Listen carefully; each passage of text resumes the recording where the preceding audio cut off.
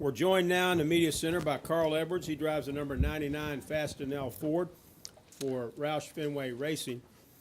And Carl, coming in here to Talladega, certainly you've been running pretty well all year, and you certainly had your moments here at Talladega. But talk about coming here to Talladega. Pardon me? You could call them moments. Yes, you have. But talk about your outlook on racing here this Sunday. If the weather stays warm like this and the cars are sliding around like they were out there, I think it's going to be a real fun race. This package seems to make it a little harder to bunch up, partner up.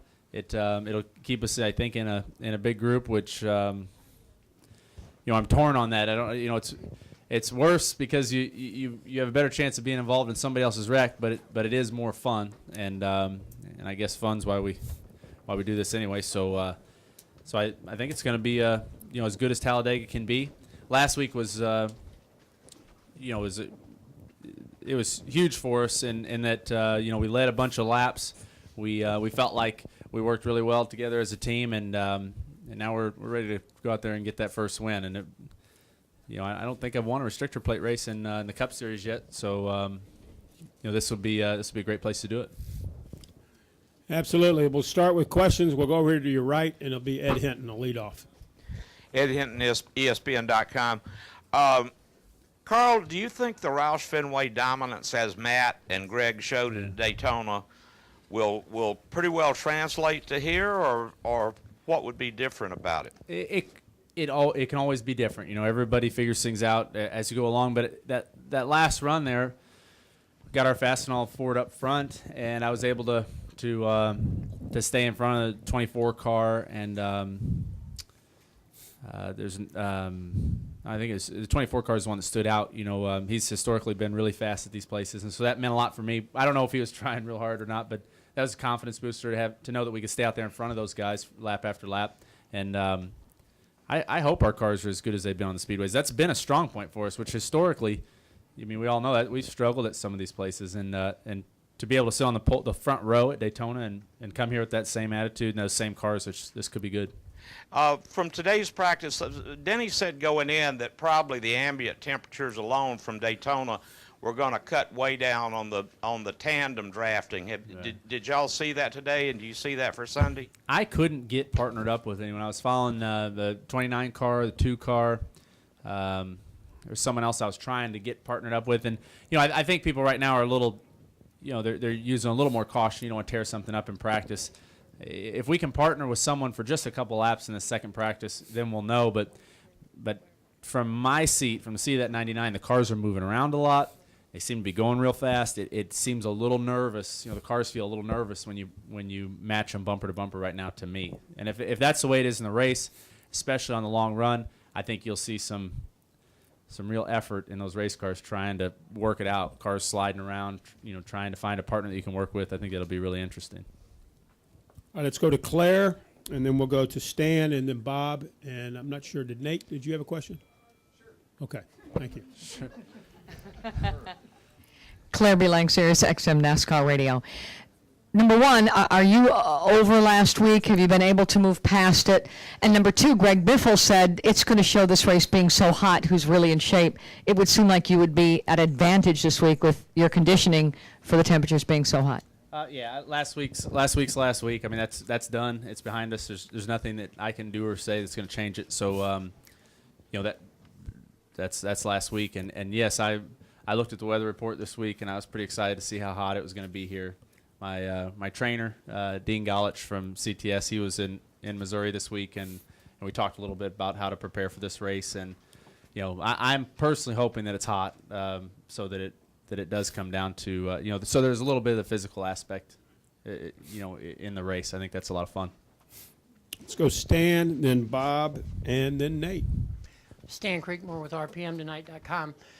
I wondered if you could expand on the word fun in your very first statement about how the racing was going to be fun, because it seemed like over the last couple of years the drivers appeared to like that 2x2 combination. So what's more fun about being in the bigger group? It kind of depends on your attitude on a given day. I mean, someone described it to me. I think they use the term like it's cognitive dissonance or something, where you can hold two different thoughts at the same time. And I mean, there's one part of a driver at this place that screams, "Oh, this is silly. We're just waiting to wreck. There's no point in being out here in this pack." And then there's the other part, like the little kid that's that's sitting there going, "Man, this is really neat to be driving all these cars around 200 miles an hour, bumping into each other."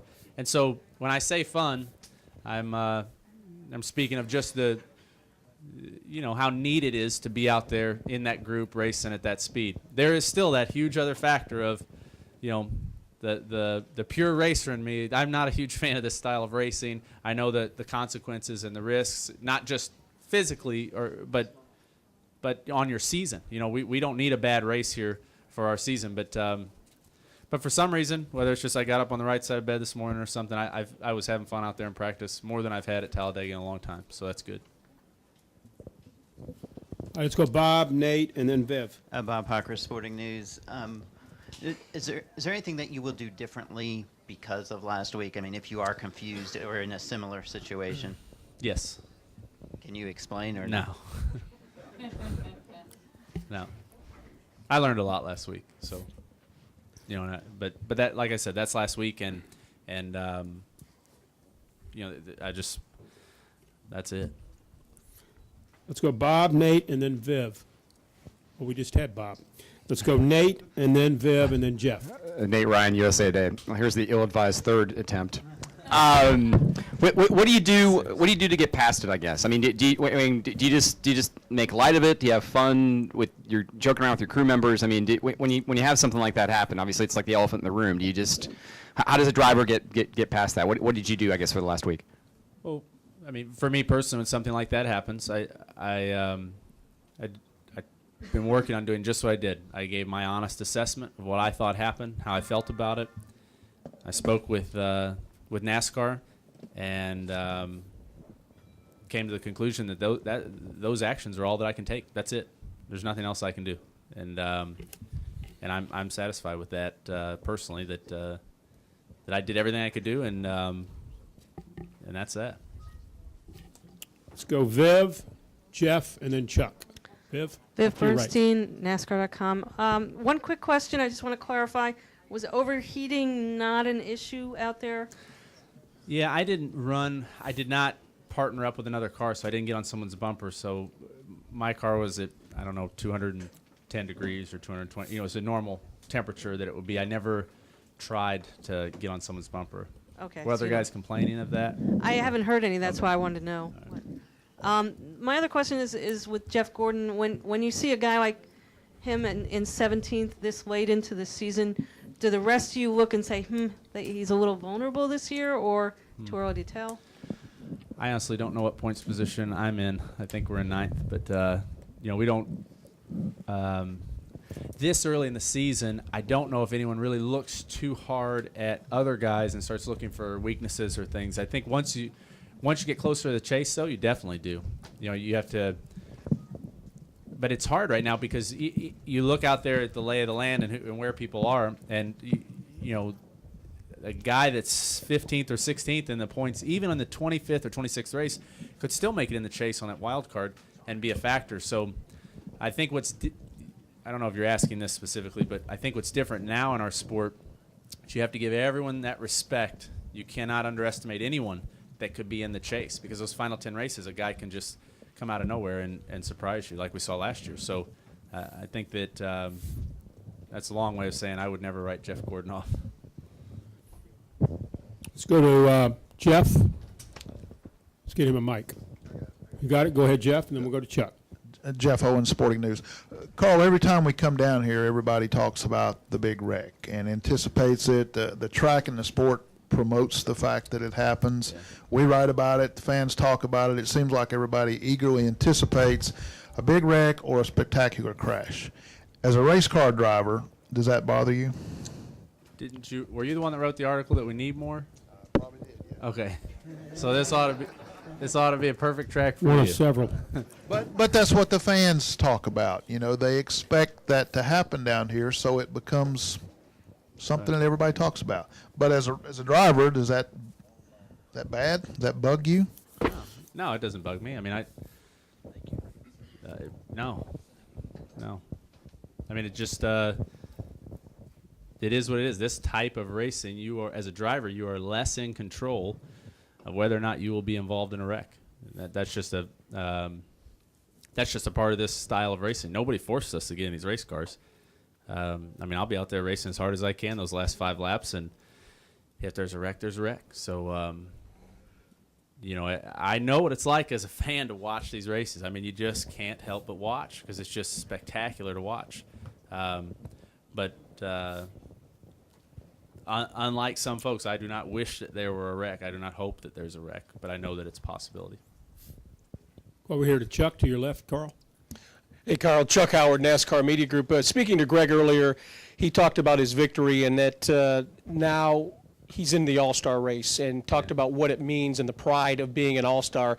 Can you talk about what it means to you to be an All-Star and also your thoughts on the new format for the All-Star race? I don't know what the new format is. I'll let Kerry go through Well, it. anyway, I'll skip the new format part. Okay. We'll discuss that Usually later. the day of the race, I'm asking, what is the format? I don't. Greg will. I think he is the perfect driver for an event like the All-Star event. I think he will be one of the toughest guys in the race. I think our cars have been fast enough. He'll be very tough there. It is a very neat event to be a part of. I've been fortunate enough to be in it a number of times. The fans voted me in that one time, which was a huge honor. I can't describe how big of an honor that was. And I've missed the race before, and so I know how disappointing it is to watch that race. But winning it was spectacular. To know that I guess I'll have at least an invitation to that race for the next 10 years or whatever. I'm not sure. I think it's for 10 years after you win it, something like that. That's huge. But that is a stressor, for all of us drivers. If you haven't won, you've got to.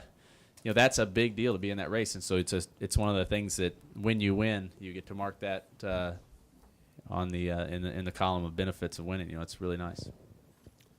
Carl, thanks for coming in, and certainly a lot of luck to you here this weekend at Talladega. All right, thank you guys. Only 3 questions about last week. That was pretty good. I appreciate it. That's a good effort. You guys are persistent.